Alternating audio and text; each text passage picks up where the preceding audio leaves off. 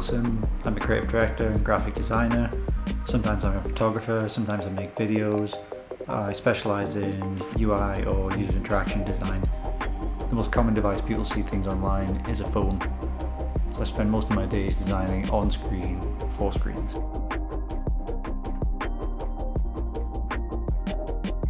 I started my career in print, in newspapers and magazines.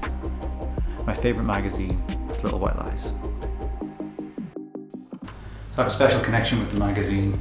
Back in the early 2000s, I went to show my portfolio around London, probably a pretty terrible portfolio then. One of the magazines we went to visit was called Adrenaline. The two designers there at the time were kind enough to give us a portfolio review and show us around. So fast forward a couple of years and the guys decided to launch their own magazine, which was based on the Final Year University project, this independent film magazine that then became Little White Lies, which I believe launched in 2005. So in this first issue, we've got this heavily stylized illustration of Bill Murray as Steve Zissou, playing Steve Zissou in The Life Aquatic, which would actually go on to become one of my favourite films later on. So they quite often opted for illustration over photography on the covers and throughout the magazine itself, but the photography, typography and illustration were beautifully interweaved all the way through all the issues of this magazine. They always used a three-part scoring system: anticipation, enjoyment, in retrospect. The maximum score of 5 in each case. In the earlier issues, kind of going with this Western font, then moved on to this sort of geometric sans in later issues.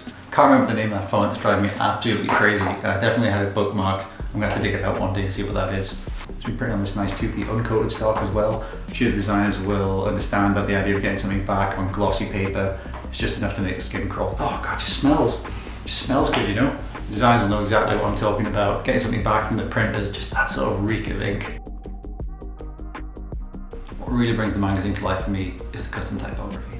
Typography was specifically made to match that issue, probably at a great investment in time. Issues were bi-monthly, but when you're creating typefaces carved out of balsa wood and printed every time, for example like in this Lawless issue, it's going to take a little while. One of the most powerful covers for me is the Black Swan issue. This beautiful delicate pencil drawing cut in half by this bold and brutal typography. I believe the cover was a collaboration between one of the art directors, Paul Willoughby, and graphic designer David Carson. Or even the Man on Wire issue, which I seem to remember buying at Boarded Books. The story of Philippe Petit, the man who high-wire walked illegally across the Twin Towers. This issue's headlines formed out bent coat hanger wires. The creativity seemed to know no bounds when it came to typography, illustration and photography. So not to confuse the road with on the road, this issue must have nearly killed the writers. The whole thing was actually hammered out on a typewriter with one giant piece of paper coming out of it. The illustrators worked on the same piece of paper before the whole thing was photographed and put back together again. There's a video online of them doing this somewhere if you want to look for it. So for me it's hard to comment on the editorial prowess of Little White Lies because I'm not a writer. But as a consumer I found them captivating, hard to put down once I picked one up. Particular favourites included 2011's Drive featuring Ryan Gosling. Section 2 dives into features about nighttime driving in LA, real life stunt drivers, how the film's composed to set the right tone for that neon washed synth soundtrack. So as I mentioned before, I typically design for web now. No two screens are the same, no two devices are the same. But in print, a page is a page. It's got 4 edges, a spine in the middle, and you go from page to page, to go from article to article.